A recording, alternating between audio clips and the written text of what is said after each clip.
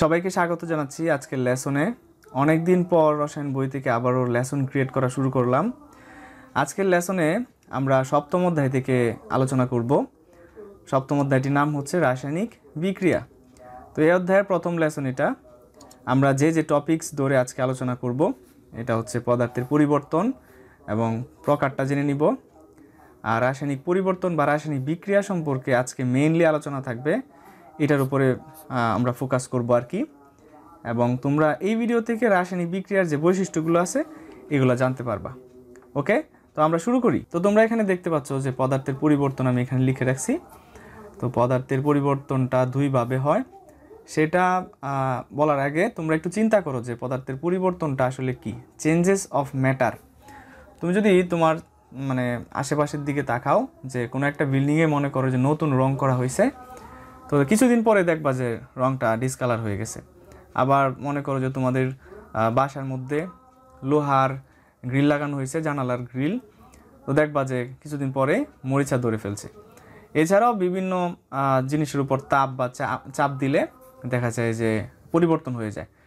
তো এই পরিবর্তনগুলো আমরা লক্ষ্য করি, আমাদের পরিবেশের মধ্যে যে বস্তুগুলো থাকে এগুলোর পরিবর্তন হয়। তো এই পরিবর্তনটা আসলে দুইভাবে হয়, একটা হচ্ছে ভৌত পরিবর্তন, আরেকটা হলো কি রাসায়নিক পরিবর্তন। তো ভৌত পরিবর্তনকে ইংলিশে বলে ফিজিক্যাল চেঞ্জ, ওকে। আর এটাকে বলে রাসায়নিক পরিবর্তন বা কেমিক্যাল চেঞ্জ। তো এই দুইটা থেকে প্রথমে তুমি চিন্তা করো যে ভৌত পরিবর্তনটা কি। তুমি যে কোনো জিনিস শেখার আগে চিন্তা করবা আসলে জিনিসটা কি।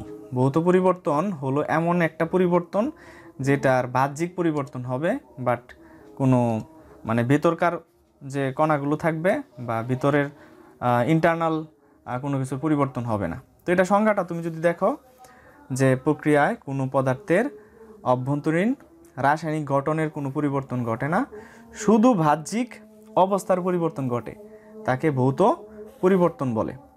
ওকে, তো আজকে কিন্তু আমি তোমাদেরকে প্রথমে বললাম যে 3টা টপিক ধরে আমরা কথা বলবো এবং মেইনলি আমরা রাসায়নিক পরিবর্তন বা রাসায়নিক বিক্রিয়ার বৈশিষ্ট্য নিয়ে আমরা দেখব আর কি। তো ভৌত পরিবর্তনটা সংজ্ঞাটা দেখলা, যে প্রক্রিয়ায় কোনো পদার্থের অভ্যন্তরীণ রাসায়নিক গঠনের কোনো পরিবর্তন ঘটে না, শুধু বাহ্যিক অবস্থার পরিবর্তন ঘটে, তাকে ভৌত পরিবর্তন বলে। এখন উদাহরণ কি যে আসলে তুমি কি জিনিসের উপর এই ভৌত পরিবর্তনটা দেখতে পাও। মনে করো যে তুমি মোমবাতি জ্বালাইলা, তো মোমবাতি জ্বালানোর পরে দেখবা যে মোমটা গলে আসলে কিছু পরিমাণ অক্সিজেনের সাথে বিক্রিয়া করে দহন হচ্ছে এবং কার্বন ডাইঅক্সাইড তৈরি করে উড়ে যাচ্ছে। তো মোমটাকে গলানোর পর দেখবা যে মোমটার ধরো যে একটা মোম খণ্ড নিয়ে তুমি তাপ দিলা, এটা শেপটা চেঞ্জ হয়ে গেল। তো এটাকে আমরা ভৌত পরিবর্তন বলতে পারি। একটা হচ্ছে পানিকে যদি বাষ্পে পরিণত করো, তো এটাও ভৌত পরিবর্তন, জাস্ট রূপটা চেঞ্জ হয়েছে, বাট পানির যে গঠন আছে এটা কিন্তু ঠিক থাকতেছে। তারপর হচ্ছে চিনিকে যদি পানিতে দ্রবীভূত করো, ঠিক আছে, চিনিকে যদি তুমি পানিতে মিশিয়ে দাও, তাহলে চিনিটা পানিতে জাস্ট দানা থেকে পানিতে মিশে গেল, এতটুকু পরিবর্তন, বাট তার রাসায়নিক বা তার গঠনের কোনো পরিবর্তন হবে না। এ হচ্ছে ভৌত পরিবর্তন। এখন আমরা রাসায়নিক পরিবর্তনটা বা বিক্রিয়াটা, তো রাসায়নিক পরিবর্তনটা আসলে বিক্রিয়া। এখানে তুমি একটু দেখো, এটা একটু উপরে দিয়ে দিই যে রাসায়নিক পরিবর্তনটা কি। যে প্রক্রিয়ায় কোনো পদার্থের বাহ্যিক তাপমাত্রা ও চাপের পরিবর্তন করলে কিংবা অন্য পদার্থের সংস্পর্শে আনলে তা পরিবর্তিত হয়ে সম্পূর্ণ ভিন্নধর্মী, ঠিক আছে। এইখানে কিন্তু একটু খেয়াল রাখবা যে রাসায়নিক বিক্রিয়া বা পরিবর্তনের মেইন জিনিসটাই থাকবে সম্পূর্ণ ভিন্নধর্মী নতুন পদার্থে পরিণত হবে, ঠিক আছে, ওইটাই রাসায়নিক পরিবর্তন। তুমি যদি দেখো যে ক্যালসিয়াম কি কার্বনেট আছে, তো ক্যালসিয়াম কার্বনেটকে তুমি যদি HCl এর সাথে বিক্রিয়া দাও, HCl এর সাথে মিশাও, তো সেটা ক্যালসিয়াম ক্লোরাইড দিবে, সাথে তোমার কার্বন ডাইঅক্সাইড দিবে এবং পানি দিবে। তো দেখো এই যে ক্যালসিয়াম কার্বনেট হচ্ছে চুনা পাথর, আর এটা হচ্ছে একটা HCl অ্যাসিড। তো এই দুইটা বিক্রিয়া করে একটা লবণ হচ্ছে কার্বন ডাইঅক্সাইড, আর একটা কি পানি তৈরি করলো। তাহলে আমরা দেখলাম যে এই যে দুইটা বিক্রিয়া করে সম্পূর্ণ নতুন একটা লবণ একটা গ্যাস একটা পানি তৈরি করলো। তাইলে রাসায়নিক পরিবর্তনটা কি, মানে টোটালি চেঞ্জ হয়ে যাবে, কোনো আগের কোনো ধর্ম থাকবে না। অর্থাৎ এই বিক্রিয়কগুলো থেকেও যে উৎপাদ বা উৎপন্ন যে বস্তুগুলো হয়েছে এগুলো সব সম্পূর্ণ ধর্মটা বিক্রিয়ক থেকে ভিন্ন হবে, যেটা একটু পরে তোমরা ডিটেল জানতে পারবা। তো আমি রাসায়নিক পরিবর্তনটা নিয়ে আলোচনা করলাম। তো এটাকে তুমি রাসায়নিক বিক্রিয়ার সংজ্ঞা হিসেবে চালাই দিতে পারো, তবুও আমি আরেকটা সংজ্ঞা লিখে রাখছি, তোমাদেরকে দেখাবো। তো এই হচ্ছিল আমাদের দুই ধরনের পরিবর্তন, একটা হচ্ছে রাসায়নিক পরিবর্তন আর একটা কি ভৌত পরিবর্তন। ওকে, তো পদার্থের পরিবর্তনটা দুইভাবে হয়ে থাকে, ফিজিক্যালি আর একটা হচ্ছে কি কেমিক্যালি। তো এটা আমরা স্টপ করে দিই। এখন আমরা চলে যাব রাসায়নিক বিক্রিয়া এবং রাসায়নিক বিক্রিয়ার যে বৈশিষ্ট্য আছে এটা ডিটেল আলোচনা করব। তো দেখো এখানে আমি রাসায়নিক বিক্রিয়ার একটা সংজ্ঞা লিখছি, যেটা খুবই সিম্পল, যেটা সবাই খুব সহজে মনে রাখতে পারবে। তো আমি লিখছি যে প্রক্রিয়ায় এক বা একাধিক বস্তু বা বিক্রিয়ক এক বা একাধিক নতুন বস্তু বা উৎপাদে পরিণত হয় তাকে রাসায়নিক বিক্রিয়া বলে। এখানে তুমি আরেকটা জিনিস অ্যাড করতে পারো, যে এক বা একাধিক নতুন বৈশিষ্ট্য সম্পন্ন নতুন বস্তুতে বা উৎপাদে পরিণত হয় তাকে রাসায়নিক বিক্রিয়া বলে, যেটা তুমি আগের যে এই যে সংজ্ঞাটা আছে এটা দিয়েও তুমি সাজাইতে পারো সংজ্ঞা, কোনো সমস্যা নাই। তো এটা হচ্ছিল রাসায়নিক বিক্রিয়া। তাইলে আমরা একটা বিক্রিয়া একটু দেখতে পারি যে কেমন। মনে করো যে মিথেন গ্যাস CH4, এই মিথেন গ্যাস অক্সিজেনের সাথে বিক্রিয়া করবে, বিক্রিয়া করে কি তৈরি করবে, কার্বন ডাইঅক্সাইড আর হচ্ছে কি পানি। তো দেখো এখানে একটা গ্যাস, মানে দুইটা গ্যাস ছিল, দুইটা গ্যাস থেকে একটা তোমার গ্যাস উৎপন্ন হয়েছে আর একটা পানি, এটা হচ্ছে লিকুইড তরল। তাহলে রাসায়নিক বিক্রিয়া তুমি ছোট্ট করে শিখে ফেললা, যে প্রক্রিয়ায় এক বা একাধিক বস্তু বা বিক্রিয়ক এক বা একাধিক নতুন বৈশিষ্ট্য সম্পন্ন, এখানে বৈশিষ্ট্য সম্পন্ন দিতে পারো, ভিন্নধর্মী বৈশিষ্ট্য সম্পন্ন বস্তু বা উৎপাদে পরিণত হয় তাকে রাসায়নিক বিক্রিয়া বলে। এভাবে সংজ্ঞাটা দিয়ে দিতে পারো। এখন আমরা যেটা করব সেটা হচ্ছে রাসায়নিক বিক্রিয়ার বৈশিষ্ট্য সম্পর্কে জেনে নিব। আর তোমাদেরকে বলে রাখি, এখানে যে আমি লেসনটা এখন তোমরা দেখতেছো এটা চাইলে তোমরা নোট করে রাখতে পারো, ভিডিও পজ করে করে সংজ্ঞাগুলা লিখতে পারো এবং নোট করে রাখতে পারো। তো বৈশিষ্ট্য সম্পর্কে একটু জানা যাক, আমরা বৈশিষ্ট্যগুলো নিয়ে আলোচনা করি একে একে। আচ্ছা, আরেকটা বিষয় তোমাদের সাথে শেয়ার করি, কেন আসলে এই বিক্রিয়াগুলো হয়। তোমরা কি মনে করো যে বিক্রিয়াগুলো কেন ঘটে? তোমরা কি উত্তর দিতে পারবে? যদি দিতে পারো তাহলে কমেন্টে জানাও, জানানোর পরে তোমরা শোনো। আসলে অ্যাকচুয়ালি মানে রাসায়নিক বিক্রিয়ার কারণ বলা কঠিন, তবে বিজ্ঞানীগণ এতটুকু সিদ্ধান্তে আসতে পারছেন যে পরস্পরের প্রতি যে একটা প্রবণতা, মানে আসক্তি, হ্যাঁ, একটার সাথে যুক্ত হওয়ার যে আসক্তি, এইটা থেকে আসলে বিক্রিয়াগুলো ঘটে থাকে, স্টেবল হওয়ার জন্য বলা যায়। আমরা একটা একটা করে দেখি রাসায়নিক বিক্রিয়ার বৈশিষ্ট্যসমূহ। প্রথমে তোমরা দেখতে পাচ্ছ যে 1 নম্বর বৈশিষ্ট্য, যে বিক্রিয়ার ফলে সৃষ্ট উৎপাদসমূহের ধর্ম বিক্রিয়ক সমূহের ধর্ম হতে সম্পূর্ণ ভিন্ন হবে।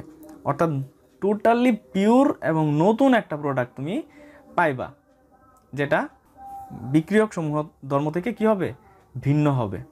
তো আমরা যদি একটা উদাহরণ দেখি, মনে করো যে আমি এখানে দিলাম 2Na+Cl2।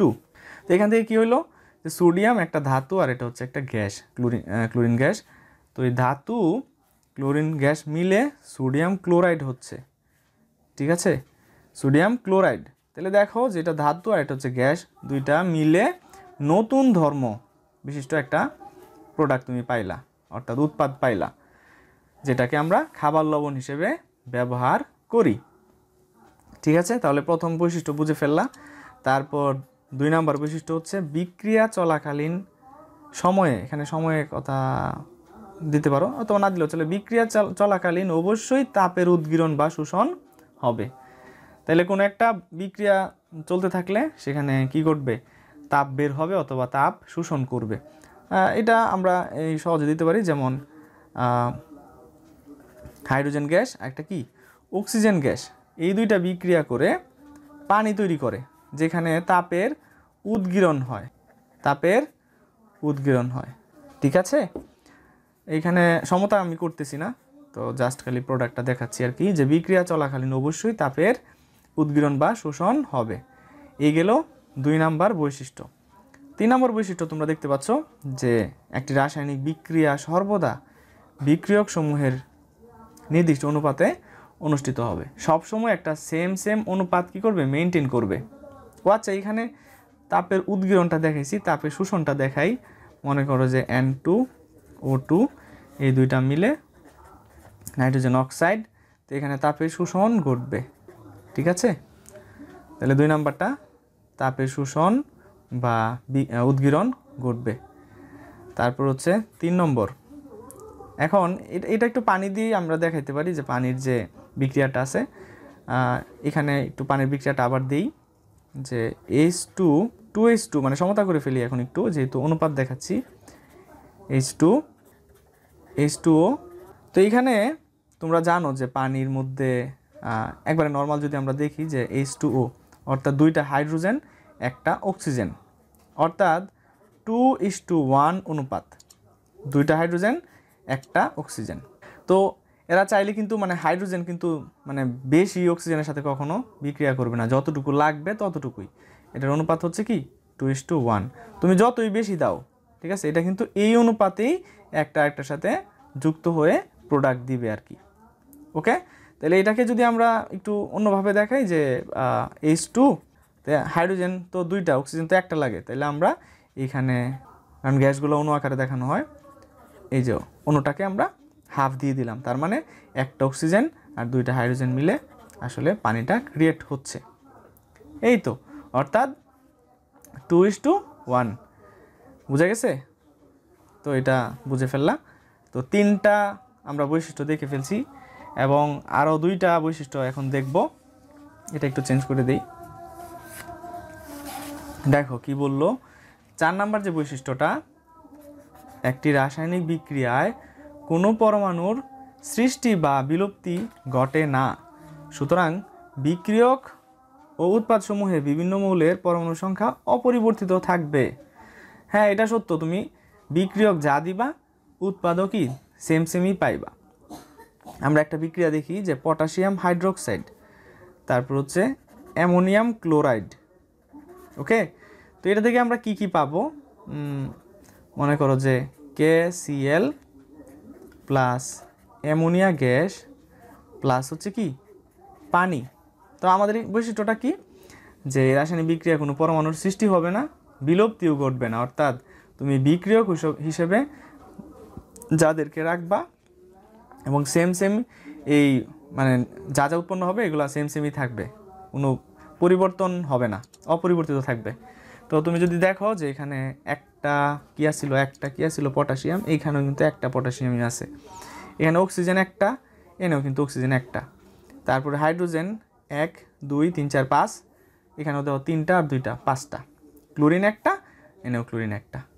তার মানে কি বুঝতে পারতেছো যে তুমি রিঅ্যাক্ট্যান্ট বা বিক্রিয়ক যা থাকবে, মানে যেমন তুমি ইনপুট দিবা সেই হিসেবে তুমি কি করবা, উৎপাদ পাইবা। এটার নতুন করে সৃষ্টি হবে না, আবার মানে বিলুপ্তিও ঘটবে না, ধ্বংস হবে না।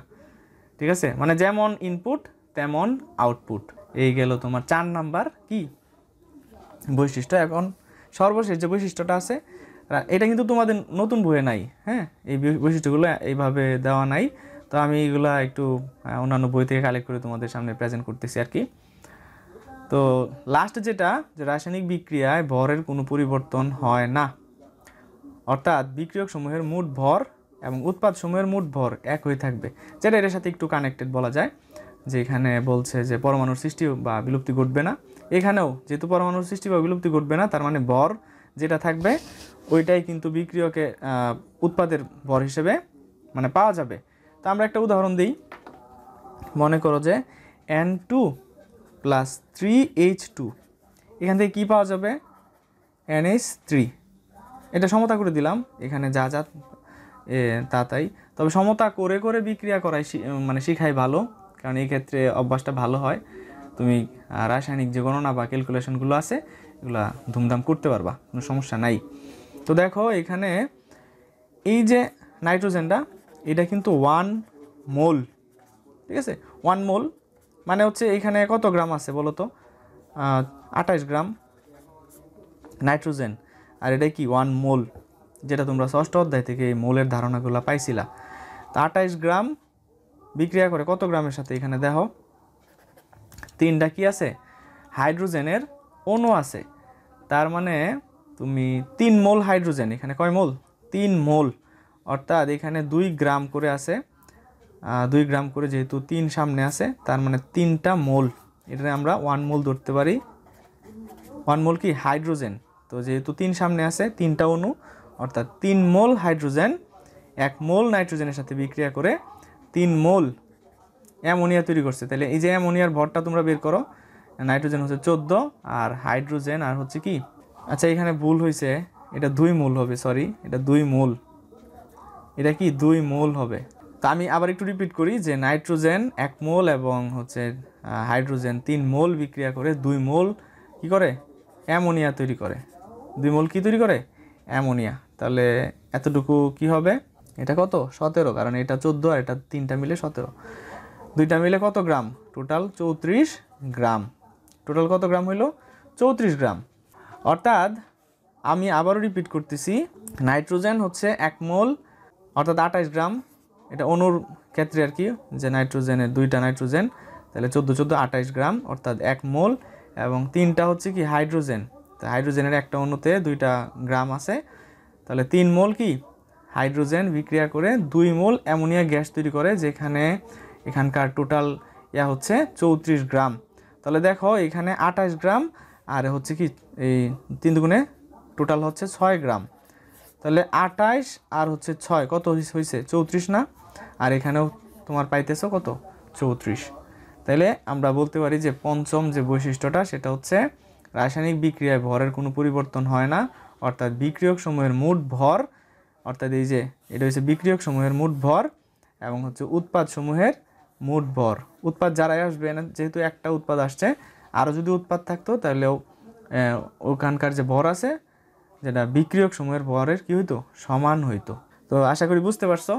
তো আজকের লেসনের মাধ্যমে আমরা রাসায়নিক বিক্রিয়া সম্পর্কে ধারণা নিলাম, অর্থাৎ পদার্থের পরিবর্তন 2 প্রকার হয়, ফিজিক্যাল আর একটা কি কেমিক্যাল, আর হচ্ছে এটা ফিজিক্যালটা তো বললাম তোমাদের সামনে, আর রাসায়নিক পরিবর্তনটা সম্পর্কে বা রাসায়নিক বিক্রিয়া সম্পর্কে বললাম এবং এর বৈশিষ্ট্যগুলো তোমাদের সাথে শেয়ার করলাম।